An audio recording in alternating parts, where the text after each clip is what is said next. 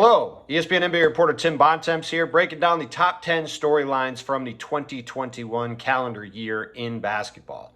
And the one thing we're going to say off the top is, obviously, COVID had a huge impact on everything. We're going to set that aside and try to focus on everything else that went on in the world of basketball. And we'll start with what was probably the biggest long-term storyline from this season, or from this calendar year, I should say, which is Giannis Antetokounmpo breaking through and leading the Milwaukee Bucks to the 2021 NBA championship.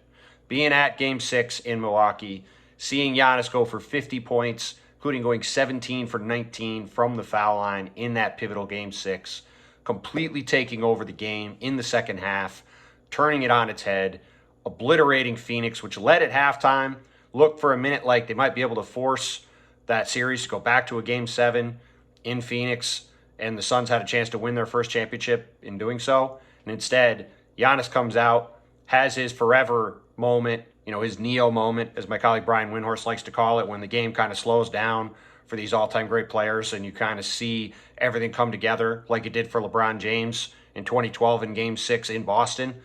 But for Giannis to come out and have that kind of performance and lead the Bucks to their first championship in half a century, and in doing so, in particular, slaying the demons he had at the foul line, where throughout the playoffs, people were counting down to 10 seconds, trying to get 10-second calls on him every game. For him to come out and have that kind of performance on that kind of stage to win the Bucks a championship, that was probably going to be the pinnacle of his career, regardless of what happens going forward, because that was maybe the greatest closeout game in the history of the sport. So it was an incredible performance, and to me, really was the headlining moment from this calendar year in basketball.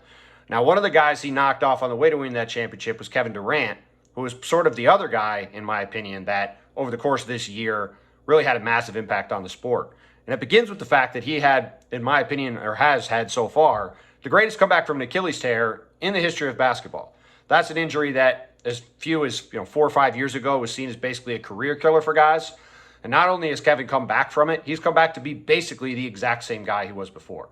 I just watched him play last night against Philadelphia 76ers, and he looks like the same guy that was terrorizing people with the Golden State Warriors before he suffered that injury in Game 5 of the 2019 NBA Finals. And part of that year for him was going to Tokyo with Team USA and leading the Americans to a gold medal. And I know people look at that and say, well, it's Team USA, they should win the gold medal. But look, anybody who watched that tournament play out and watched the games leading up to it knows that this was not a typical Team USA cruise to a title. This was a team that struggled, lost to Nigeria, lost to Australia, struggled to beat Spain, was down to France in the gold medal game, and at every turn, it was Kevin Durant who rallied that team together and carried it home and was just a dominant force, and has come back, and after injuries caused him to miss a bunch of the regular season last year, was unbelievable in the playoffs, was unbelievable with Team USA, and has come back and is right in the thick of the MVP race again this fall. So it's been awesome to see Durant playing at that kind of level, and going into 2022, the fact that he is able to play at this level, you look at a potential showdown between he and Giannis again in the Eastern Conference Finals, it's going to be pretty interesting to see. Now, speaking of the MVP race, I did my first straw poll of the year a few weeks ago. Steph Curry is the runaway leader right now in that race, and this is also in many ways the year of Steph. Even though the Warriors didn't make the playoffs in the spring, they certainly looked more like a contending team than they had in the prior 18 months before that. And then they come back this fall. Steph Curry sets the all-time three-point record a few weeks ago at Madison Square Garden. The Warriors have the best record in the NBA, and Steph is the runaway leader for MVP, and things are like they were 5 or 6 years ago in Golden State, with Steph running around, flying around, making shots, people lining up to watch his warm-up routine, 90 minutes or 2 hours, 4 games, again, like they were in 2015 and 16. It's kind of like a complete cycle of life situation. And, the way Golden State has played, they're right back among the elite teams to win a championship. Steph's got a chance to become one of a handful of guys to win more than 2 MVPs in their career. And he's got a chance to win a 4th title, which would put him up in rarefied air with LeBron James and a few other guys. So, again, for as good as 2021 has been to Steph, 2022 shapes up to be a pretty big year for him too. Now, on the other side of things, a couple downer stories. We'll start with Zion Williamson, a guy who there's been so much expectation about coming into his career in the NBA after a thrilling season at Duke. And unfortunately, injuries have just sort of prevented that from really happening. At the beginning of the calendar year, it looked like Zion was starting to put it together. There was some push for him to be an all-NBA player after the way he played last year, even though the Pelicans overall were disappointing. But then he comes into training camp with an injury to his foot. He hasn't played a game during this 2021-22 season. And as we end 2021, his future really hangs over the Pelicans franchise as just a massive question that they have to try to answer. It's very hard to see right now, what his future is going to look like. Is he going to be able to stay on the court? Is he going to be in good enough condition to play at the level that people have hoped he could be at and become the kind of star that people have wanted him to be? And the Pelicans have a huge decision to make of whether to give him a massive contract extension at the end of this season when he's played, at probably less than half of the possible games he could play. You look at what the Denver Nuggets did, giving Michael Porter Jr., a similarly very talented guy, a very big extension after a bunch of injuries. And now he's might be out for the entire season with back surgery. So it's a fraught decision for a small market team with a lot riding on Zion being on the court and being a huge factor for them. And unfortunately, that has just not been the case for most of this season. And two other guys who have not been on the court for the second half of 2021 are Ben Simmons and Kyrie Irving, the two off-court storylines outside of COVID that have really hung over this NBA season. Start with Ben Simmons, who obviously had the unforgettable moment in a bad way with 3.5 minutes to go in Game 7 of the Eastern Conference semifinals against the Hawks when he's going up for a dunk over Trae Young and passes out of it because he didn't want to get fouled. And the Sixers never ended up tying that game. That dunk would have tied it. They go on to lose the game and lose the series. And a short time afterward, Ben Simmons asked for a trade. We now have had 6 months of Ben Simmons trying to get out of Philadelphia. He has been unable to get out of Philadelphia. And now as the calendar year ends, we find ourselves stuck in the same situation we've been in since the start of training camp in late September, with Ben Simmons not wanting to play in Philadelphia and wanting to get traded somewhere else, and the Sixers waiting to try to get a trade they like and hoping he'll play until they can do that. And we're at a stalemate. And we've been at a stalemate for months, and I think we'll probably be at a stalemate for another several weeks until the February 10th trade deadline when we see what the Sixers ultimately decide to do. Do they keep Ben Simmons and wait and see what happens this summer, or do they make a move to try to give Joel Embiid, one of the best players in the league, in his prime, a chance to make a run in a pretty wide open league this year? We'll see what happens there, but certainly, the Ben Simmons watch and the drama surrounding the Sixers has once again been a huge story in the league. And the same obviously goes for the Kyrie Irving situation in Brooklyn.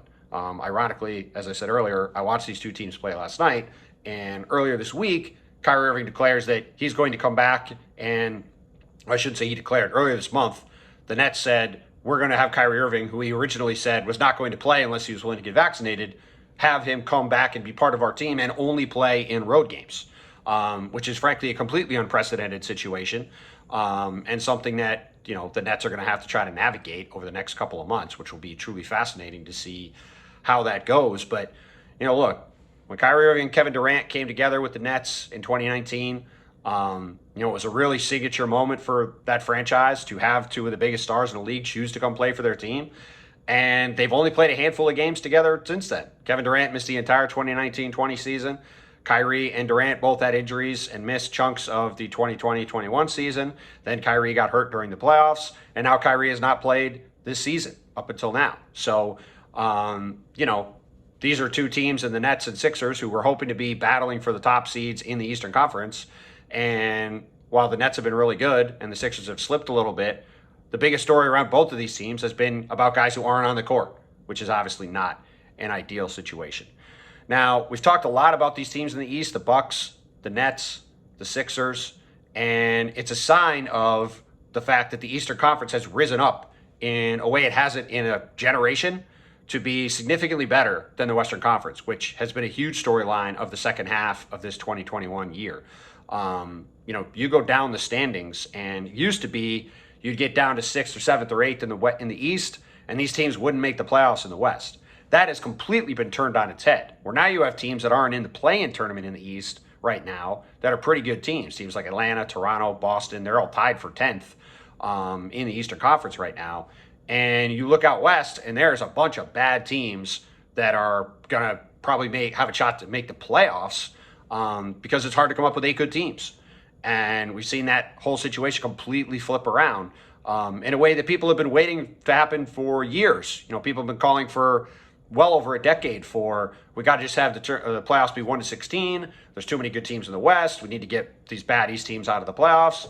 And, that is now completely cycled around. And at least in the short term, has flipped to where the East is a more dominant conference. We'll see if that continues to carry over into the 2022 year. But part of that revival of the Eastern Conference is the, coming out of hibernation of 2 of the biggest market teams in the NBA who both reside in the East. The New York Knicks, the biggest and best story during the regular season of the 2020-21 season.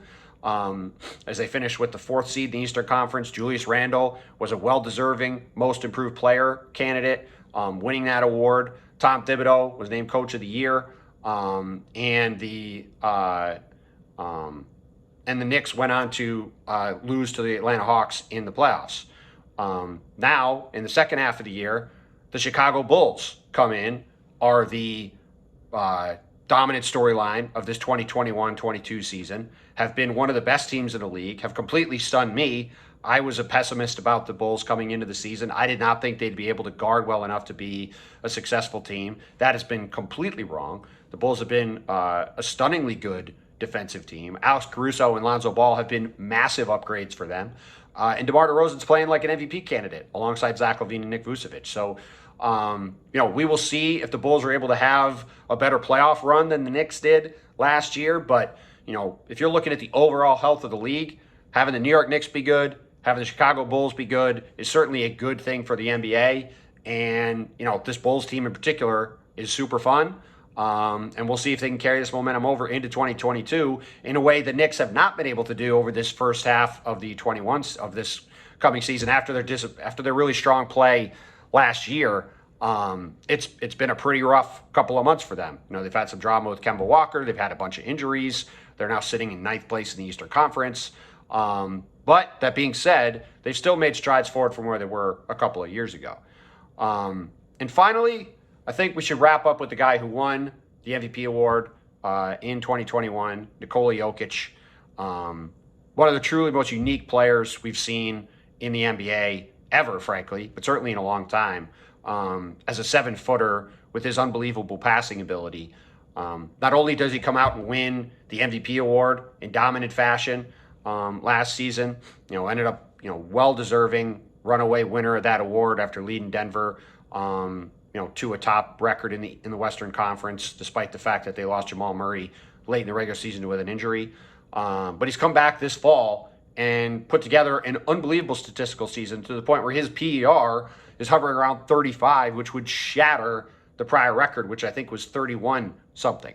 I mean, it's just an all-time great season. And the fact that he's keeping Denver afloat with, as I mentioned earlier, no Michael Porter Jr., no Jamal Murray. They've had a ton of injuries up and down the lineup. And here's Nikola Jokic just every day showing up, making unbelievable passes, making his teammates better. He's gotten better on defense, though he's still, contrary to some opinions, I don't believe is a all-defensive team player at this point. But he's certainly gotten better at that end, and he, is the best passing big of all time and is a terrific shooter and scorer and playmaker and is just a incredibly unique, fun player to watch, and is a guy that, as we move into 2022, if Jamal Murray could get back on the court, it will be interesting to see if the Nuggets can make a run in the West and make things interesting. But certainly a fascinating calendar year in 2021 in basketball. A lot of things have happened. There's a ton of young talent in the league. The last 2 draft classes have been really impressive. I think there's a lot to be excited about going into the 2022 year. And we'll be right here to follow along with it and keep you posted on what's happening. So thanks to all of you for watching. Hope you've had a great holiday season. Enjoy the final hours here of 2021 and look forward to talking to you in 2022.